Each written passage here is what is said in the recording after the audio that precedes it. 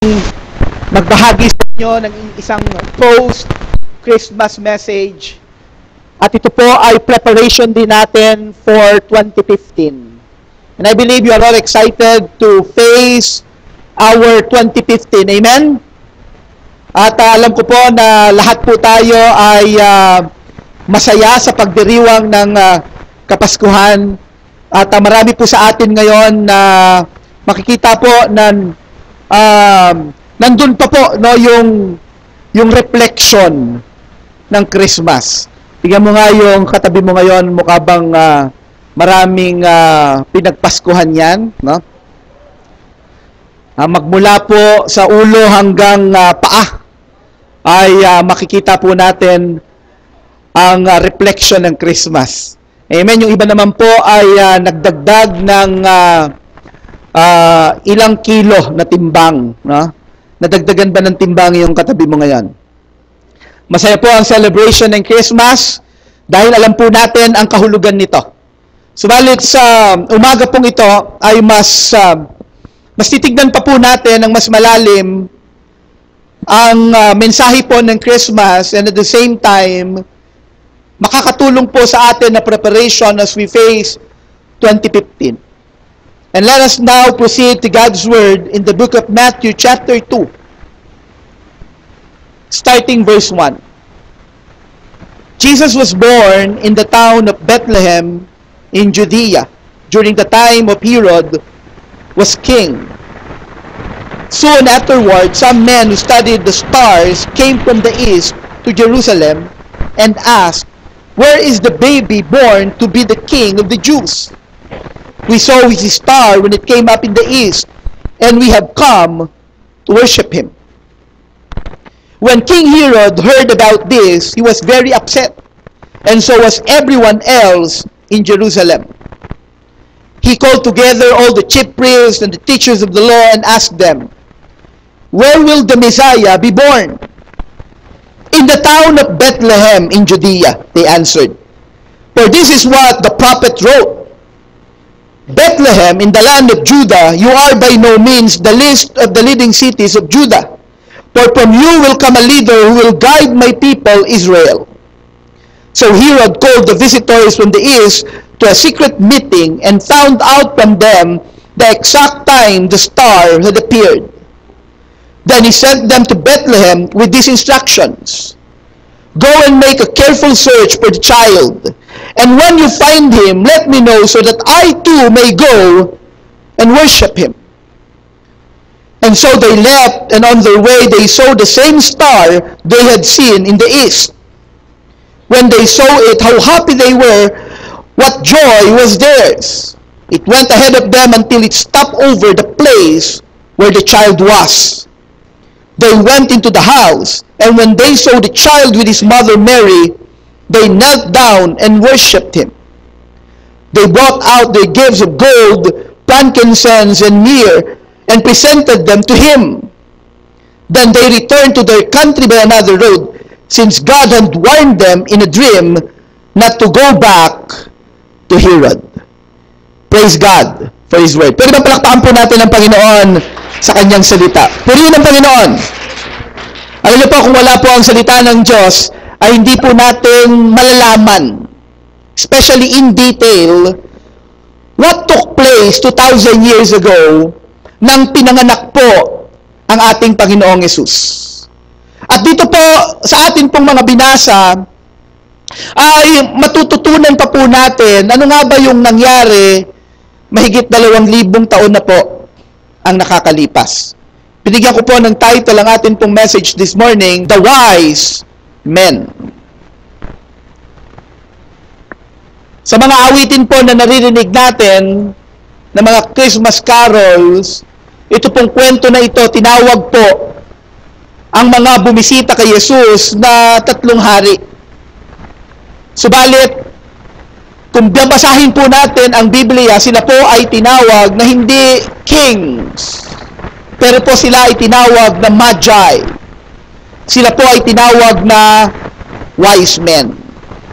They are the philosophers, they are the scientists during their time.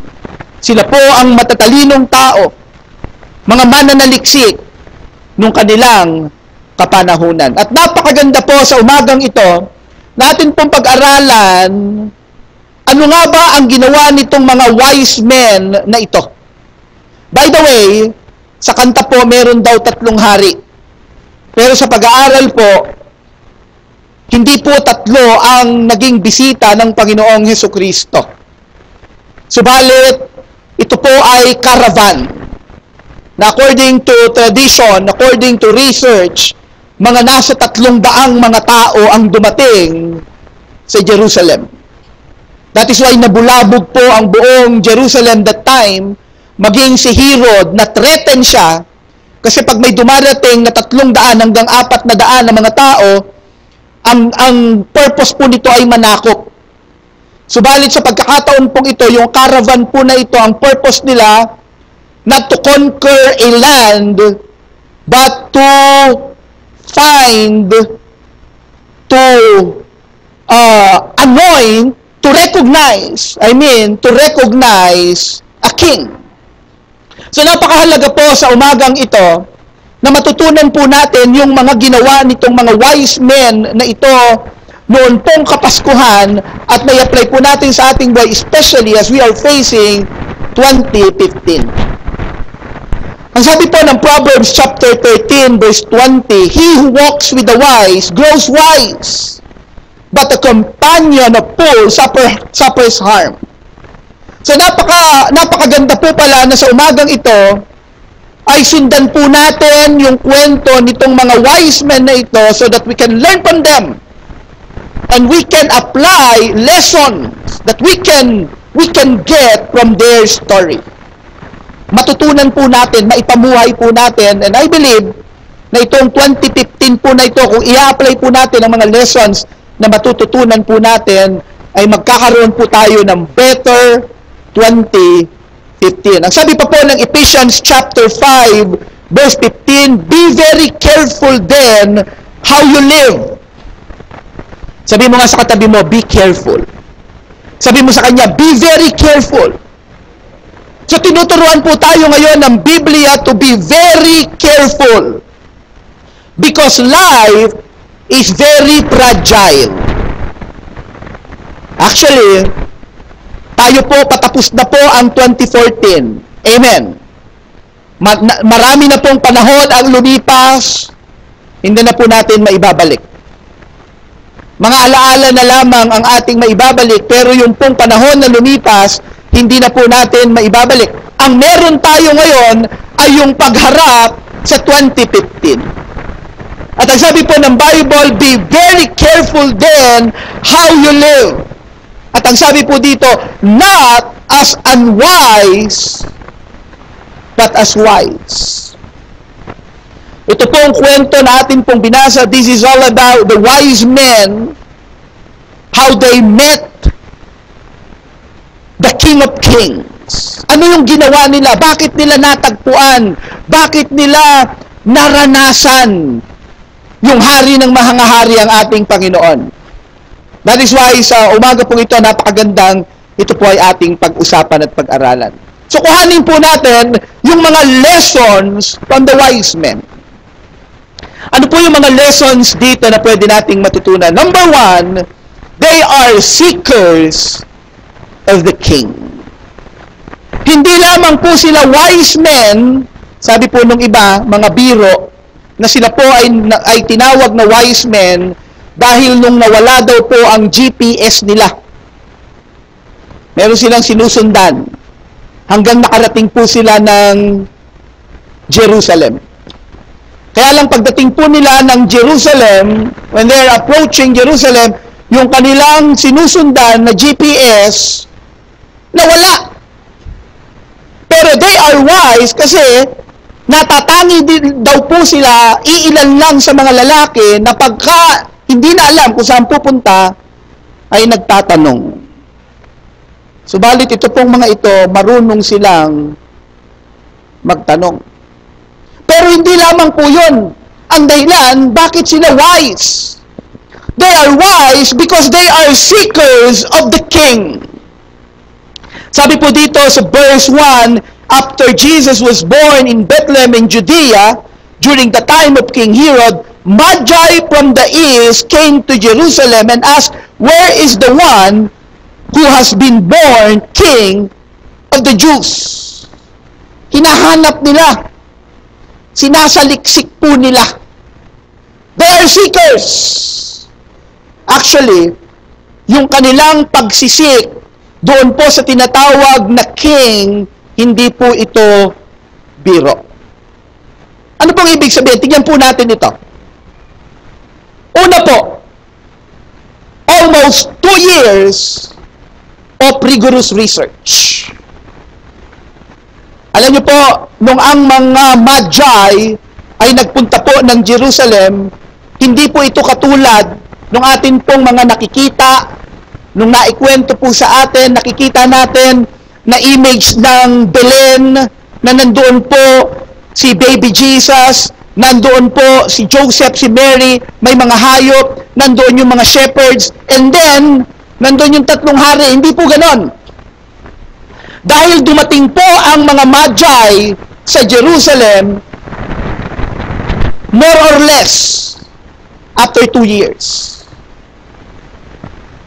At si Jesus po ay wala na po siya doon sa sabsaban, wala na po siya doon sa manger. Si Jesus po, si Joseph, si Mary, sila ay nakatira na sa isang temporary house nung dumating po ang mga Magi.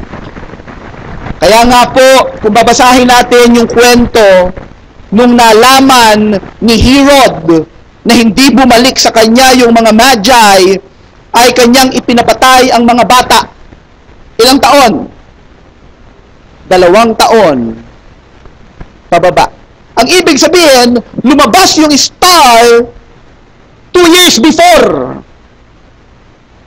At nung lumabas po yung star, hindi kaagad po bumiyahe itong mga Magi na ito to look for the Messiah. Hindi po. Gumawa muna sila ng pag-aaral at ng pagsasaliksik. Almost 2 years. Almost 2 years of preparation. Pag-aaral. Paghahanda. Ano po, ito po yung nakita ko. Yung pong mga matatalinong tao, naghahanda. Amen. Tanungin mo nga yung katabi mo. Handa ka na ba? Tayo po ba ay nakahanda na to face our 2015? Meron palang katalinuhan na tayo po ay maghanda. Amen? And even as we are approaching 3G 3000, may mga paghahanda din po tayong gagawin. Dito po yung mga Magi, makikita po natin yung discipline, yung patience, kung paano nila pinaghandaan. Hindi po madali yung kanilang ginawa. Actually, according sa tradition, ano po ito? Caravan of 300 men ang nag-travel, ang nagpunta ng Jerusalem. Can you imagine the preparation, the discipline, para po marating? Hindi po ito tipong kumuha na lang sila ng mga gamit nila, halika na, pumunta na tayo ng Jerusalem. Hindi po. Meron po silang ginawang preparation. And it will take discipline. Alam niyo po, itong 2015, kailangan po talaga paghandaan natin itong mabuti. Amen. Marami pong mga bad habits. Marami po tayong mga ginagawa ng 2014 na dapat po maiwan sa 2014.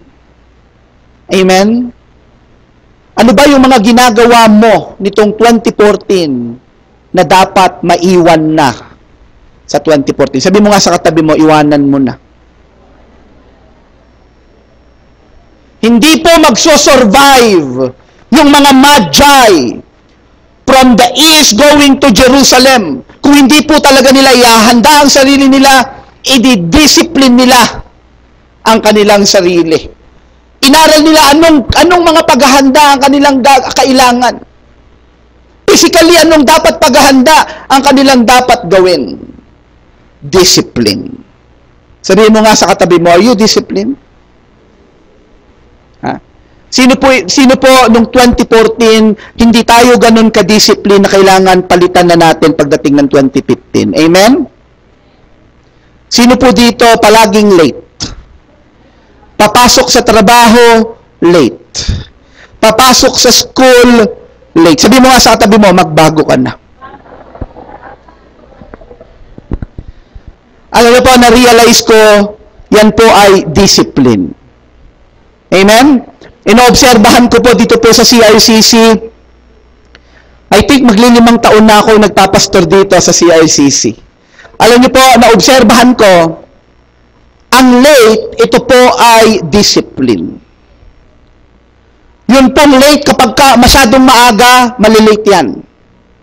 Kapag tanghali yung gawain, malilate pa rin. So, hindi po ito pinag-uusapan yung umaga o tanghali. Ang pinag-uusapan dito, discipline. Tignan mo nga yung katabi mo. May discipline ba? O kailangang i-discipline?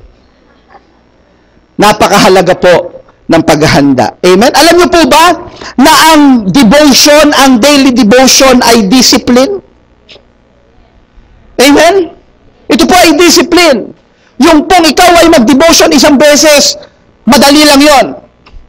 Pero yung ikaw ay maging regular, maging committed doon sa iyong devotion, it takes discipline.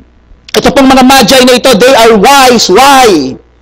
Iba po yung kanilang disiplina. Number 2, 1,000 miles of travel in the wilderness. Wow! Napakalayo po ng kanilang nilakbay from the east going to Jerusalem. 1,000 miles. At hindi po ito po 1,000 miles na pinag-uusapan po natin, sila po ay dumaan sa maraming mga deserts bago po sila nakarating sa Jerusalem. If you are a seeker, kung ang nais mo talaga ay makilala ang Panginoon, makatagpo ang Panginoon, maranasan ang Panginoon, baliwala po ang distansya. Amen? Kung kailangan lumakad, lalakad. Kung kailangan sumakay, sasakay. Walang malapit, walang malayo. Tanungin mo nga yung katabi mo, saan ka galing? Hindi po nila inaalintana yung convenience o yung inconvenience. Wala po silang pakialam dyan because they are seekers. If you are a seeker, baliwala ang distance. Malapit man yan o malayo. You're willing to go. Amen.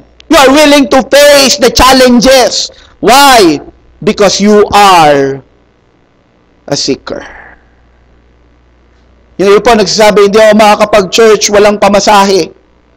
Maglakad. Amen? Hindi naman araw-araw ang Sunday. And you know what? Pag nakita ng Panginoon na ikaw ay matapat, God will bless you. Di ba? Bibigyan ka pa ni Lord ng sasakyan. Kasi napagkatiwalaan ka sa maliit. Kita nyo, yung mga nagsasabing, wala akong pamasahe, hindi ako pupunta ng church. Hanggang ngayon, wala pa rin pamasahe. At hindi pa rin binibigyan ng Panginoon ng sasakyan. Alam niyo po, ako din po, naranasan ko na wala akong pamasahe. Alam ng wife ko, naglalakad ako papuntang church. Pastor, gaano kalapit? Nakatira po kami ng Roosevelt, ang church namin nasa Recto. Nasubukan ko po yung lakarin. But God is a faithful God. He is true to His word. Kapag ikaw napagtiwalaan sa maliit, pagkakatiwalaan ka sa malaki. Ito pong mga magi na ito, hindi na alintana. 1,000 miles, wala po silang sasakyan na gamit-gamit. Maaaring ang dala-dala po nila ay mga camel, dala-dala yung kanilang mga gamit. Pero hinarap po nila ang mga pagsubok. Number 3, months of dangerous journey. Exposed po sila sa maraming mga panganib, sa mga bandits, thieves, robbers, Pero hinarap po nila ang mga panganib para lang makarating sila sa Jerusalem because they are seekers. Alam niyo po, may katalinuhan pala if you are a seeker. Sabi po ng Biblia, seek you first the kingdom of God and His righteousness, and all of these things will be given to you as well. Isang lesson po dito po sa mga magi na ito, wise men, they are seekers. Number 2, they were guided by a star. Sabi po ng verse 2, where is the one who has been born King of the Jews? We saw his star in the east and have come to worship him. Can you imagine, nag-travel sila thousands of miles. Ang guide nila, a star. A star from heaven. Marami pong mga iba't ibang mga opinion about the star. But I believe ito pong liwanag na ito ay ginamit ng Panginoon. Ang Panginoon po ay gumagamit ng liwanag upang magbigay ng gabay. Ito pong mga magi na ito, gumamit po ang Panginoon ng liwanag, gumamit po ang Panginoon ng star to guide them so that they can meet the King of Kings. Pero alam niyo po, sa modernong panahon natin, ang Panginoon din ay gumagamit ng mga liwanag to guide people for them to know Christ. Sabi ng Matthew chapter 5, verse 14, you are the light of the world. A city on a hill cannot be hidden. Neither do people light a lamp and put it under a bowl. Instead, they put it on its stand, and it gives light to everyone in the house. Verse 16, in the same way, let your light shine before men, that they may see your good deeds and praise your Father in heaven. Kung yung mga magi, gumamit ang Panginoon ng star, ng light, ng liwanag to guide them, God will use you to guide people, to direct people to the King of Kings, upang makilala nila ang Panginoon. Sabi po ng Bible, let your light shine. Sabi mo nga sa katabi mo, let your light shine. They were guided by a star. At sa ating pong modernong panahon, I believe, gagamitin po tayo ng Panginoon, especially this 3G3000, to guide thousands of people so that they will have a personal, intimate relationship with our Lord Jesus Christ. Number 3, they consulted the Word.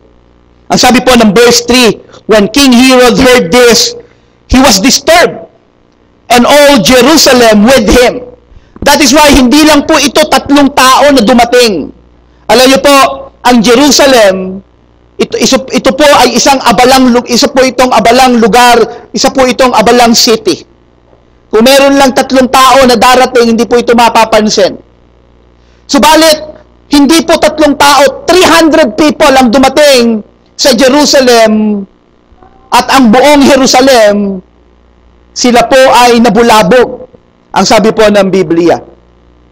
Verse 4, when he had called together all the people's chief priests and teachers of the law, he asked them where the Christ was to be born. Verse 5, in Bethlehem, in Judea, they replied, for this is what the prophet has written. But you, Bethlehem, in the land of Judah, are by no means least among the rulers of Judah, for out of you will come a ruler who will be the shepherd of my people Israel. I believe, ito pong mga magi na ito, nung sila po ay dumating sa Jerusalem, nagtatanong sila kung saan ipinanganak ang hari ng mga Hudyo, hindi lang upang malaman kung alam ng mga taong nandun.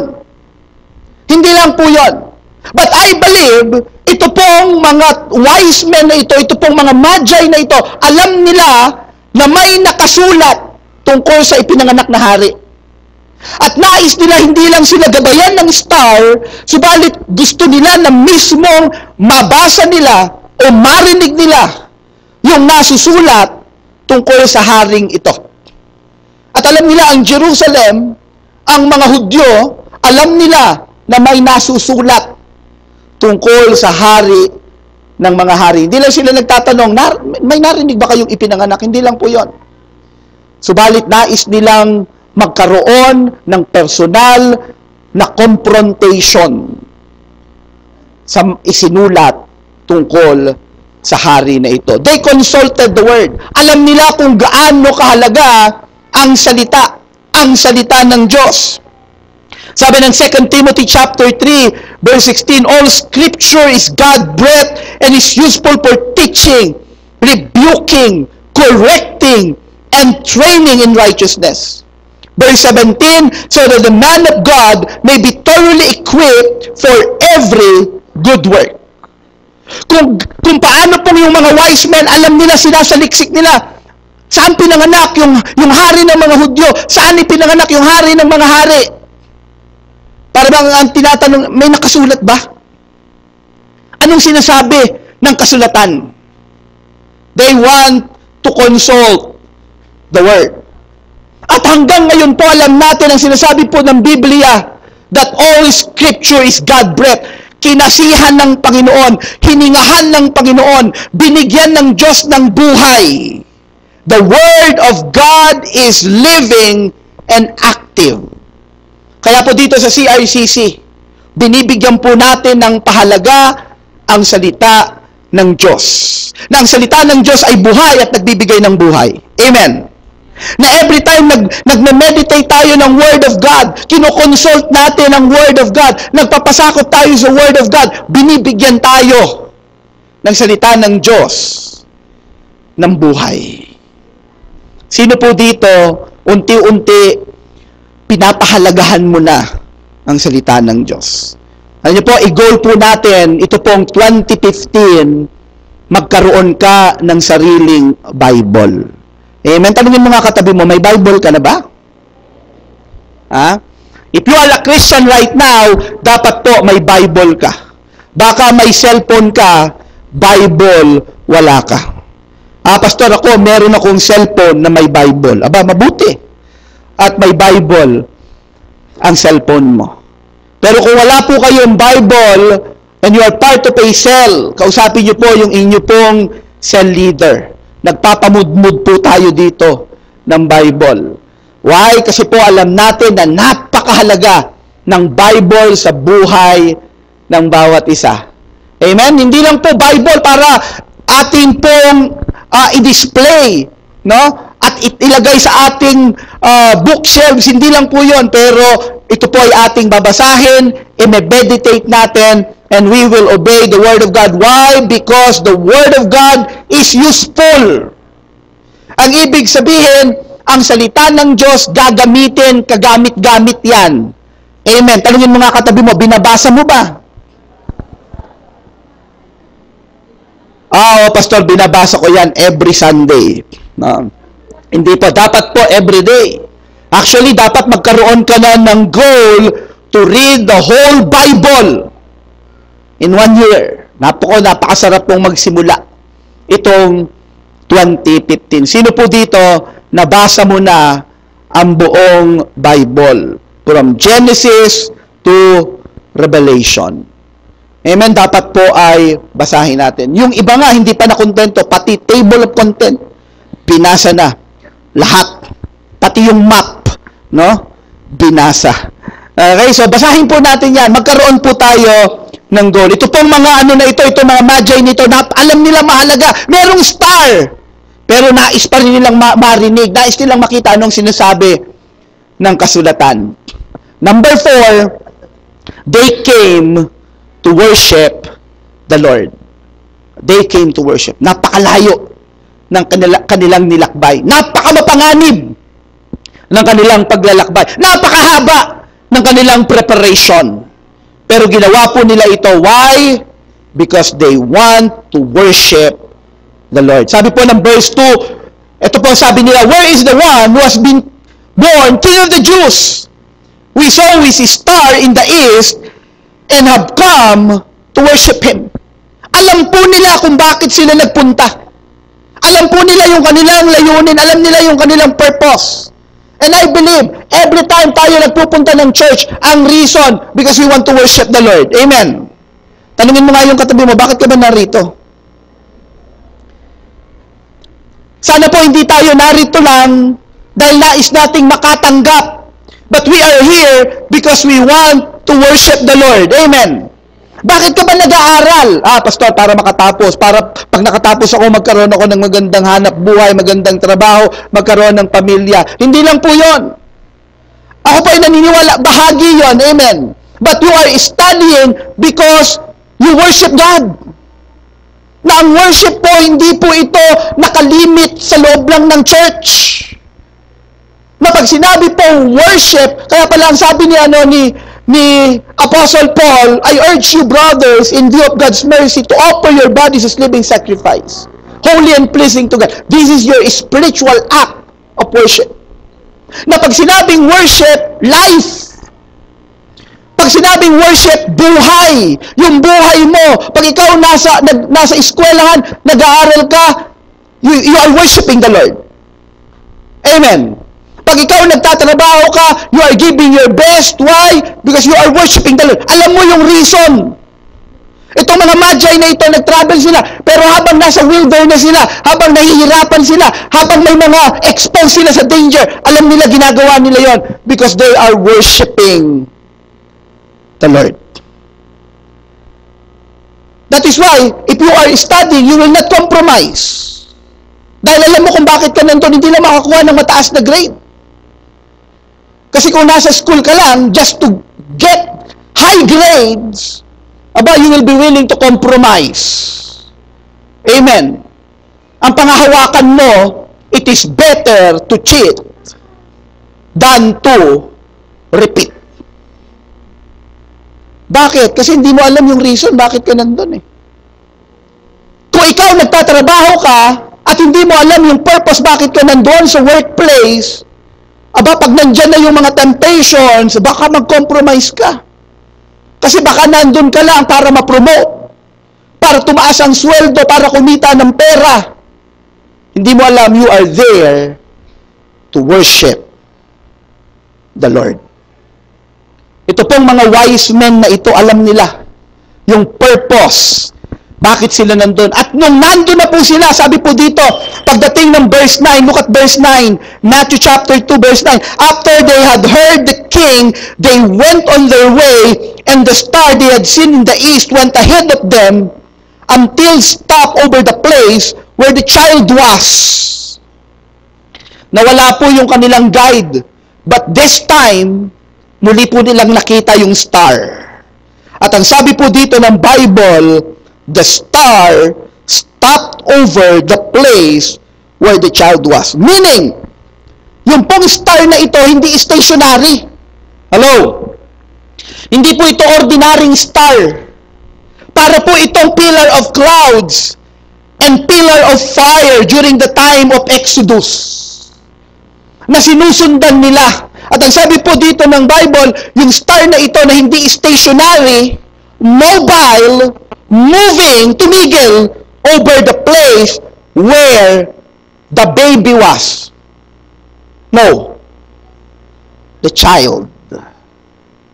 Meaning, ang sabi po ng mga pag-aaral, si Jesus Christ during this time, mga nasa 2 taong gulang na. So, hindi po ito yung nasa isip natin na baby Jesus na pinuntahan ng mga 3 hari, hindi po.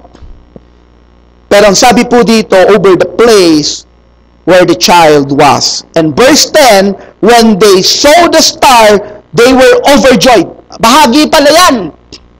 Kapag ka pala ikaw, worshiper, nandun yung kagalakan. If you are a worshiper. If you are worshiping the Lord. Sino po dito kanina nag-aawitan tayo, punong-puno ka ng kagalakan as you worship the Lord? Amen? Na may mga pagkakataon, ang sabi po dito ng Bible, they were overjoyed. Nakita na kayo nung sobrang tuwa na napapaluha pa sa kagalakan, yung sinasabi nilang tears of joy. Alam niyo po, pag si Joy napaluha, ang tawag doon, tears of joy. Pero iba po talaga to, tears of joy talaga. Diba? Kaya nga minsan pag ikaw, you are worshiping the Lord, aba may mga pagkakataon na ano ka ba? Ikaw ba ay masaya? Ikaw, bakit umiiyak ka bang kumakanta ka kay Lord?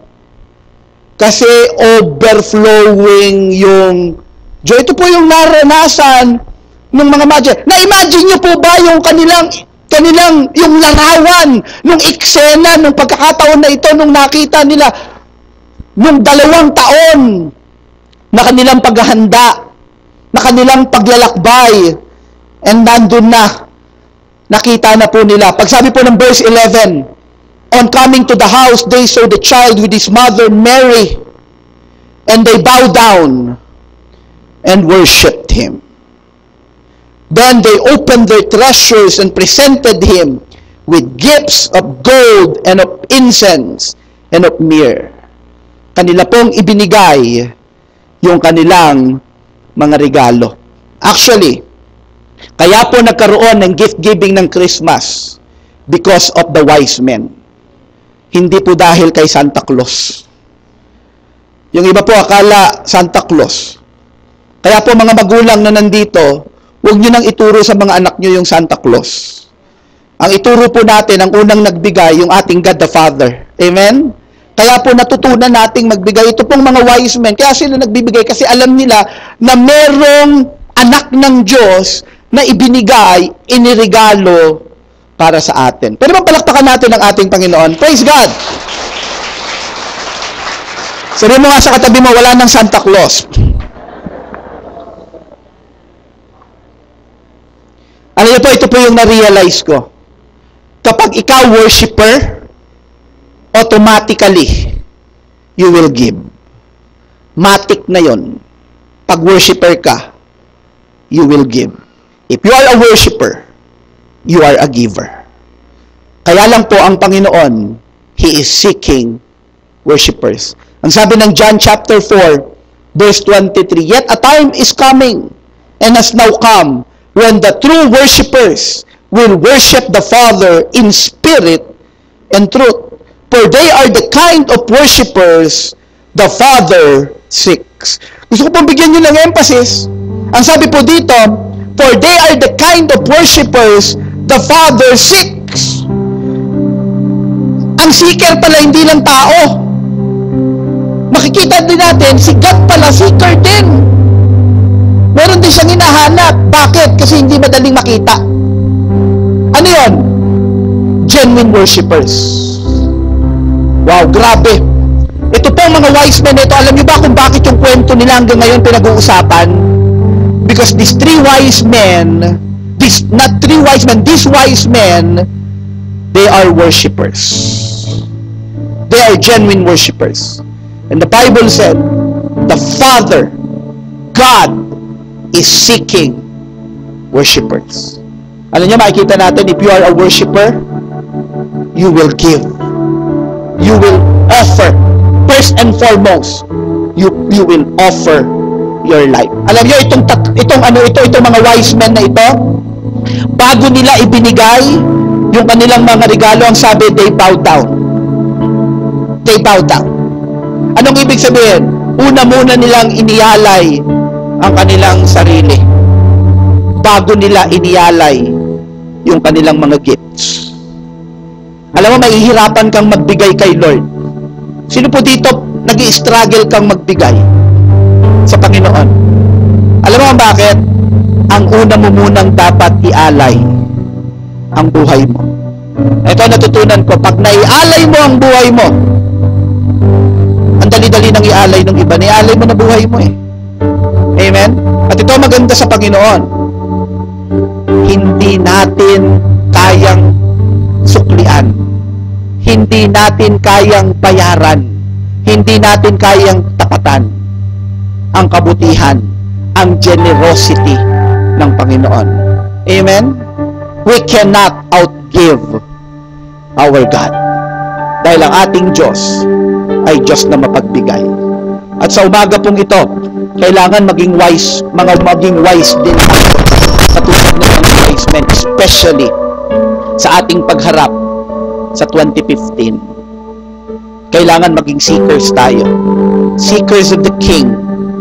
seekers of the kingdom. Amen? Dapat ano din tayo? Guided by God's light. At dapat maging ilaw din tayo para sa iba. Tama po ba? At kinakailangan, we need to consult the Word of God. Kung 2014, may mga pagkakataon, hindi natin napahalagahan ang salita ng Diyos. Itong 2015, especially sa pagharap natin sa 3G 3000, we need to always, every day, consult the Word. Sabi ng Panginoon kay Joshua, lalaban siya ng digmaan, kailangan magtagumpay si Joshua. Do not let this book of the law depart from your mouth. Meditate on it day and night, so that you may be careful to do everything written in it. Then, you will be prosperous and successful. Lagi nating sinasabi, Merry Christmas and a prosperous New Year. Ang sikreto, ang susi, salita ng Diyos. Amen? We need the Word of God. Sabi mo nga sa katabi mo, you need the Word of God. And starting today, be a worshiper. God is seeking worshipers who will seek Him in spirit and in truth. Tayo pong lahat ay tumayo. Pwede ba palakpakan natin ang Panginoon?